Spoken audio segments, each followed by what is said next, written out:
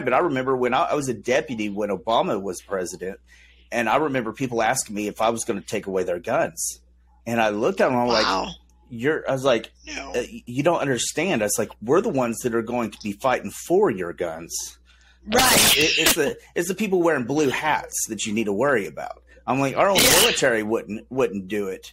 Now, can I speak for like in LA County, stuff like that? No, because a lot of them are brainwashed and taught. At my academy, you were taught, because I went to the academy here in Oklahoma, that the Constitution is number one, that people's constitutional rights is number one, that if you were arresting somebody and you did not have a reason to arrest them, you were violating their Fourth Amendment right, and they can fight you, so.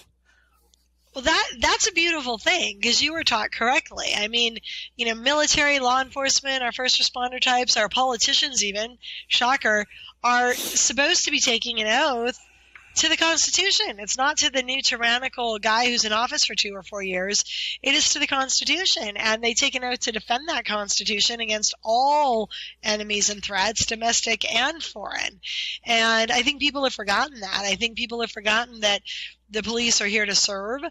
The military is here to serve, and they are really the line that is drawn between us and tyranny. Your mayor can make a bad order. Your county commissioners, board of supervisors can make a bad policy decision. Your president can make a bad executive order. Your legislature can make a bad law. But fundamentally, at the end of the day, those things have very little weight if the cops are backing the average citizen and their constitutional rights and civil liberties against that bad law or bad order.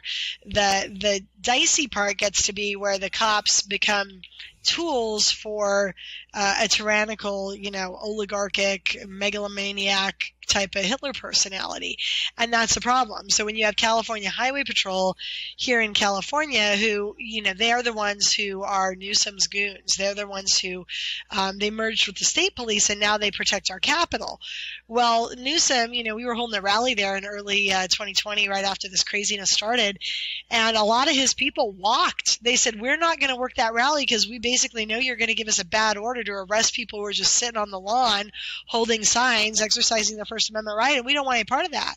So he had to backfill the ranks of CHP to protect his capital, which was really running a riot line for no reason against mothers who were breastfeeding their kid on the lawn, asking for the, great opportunity to work in America, where that should be kind of a fundamental right. He had to backfill his ranks from as far away as Fresno. Because people were like, I'm not going to do your crazy rules. I'm not playing this game. I took an oath to the Constitution, and you are not behaving constitutionally. So as long as we can have men like you who are part of, law enforcement, who say, I am backing this piece of paper that made this country great, and not some crazy guy who's an egomaniac for the next 2 years, we're pretty darn safe. The interesting part right now is they're rolling out a lot of the red sheriffs, the guys who are constitutional sheriffs who understand what this issue is about. They're getting rid of them. Either they're voting them out lawfully, or they're putting Dominion in to flip them unlawfully. And you're losing good sheriffs who, for the last couple of years actually had our back. And we can't let that happen, because once you've got law enforcement who's deputized to do the work of treasonous foreign countries who are interfering with us, or some puppet that's being controlled by China, you got a freaking problem.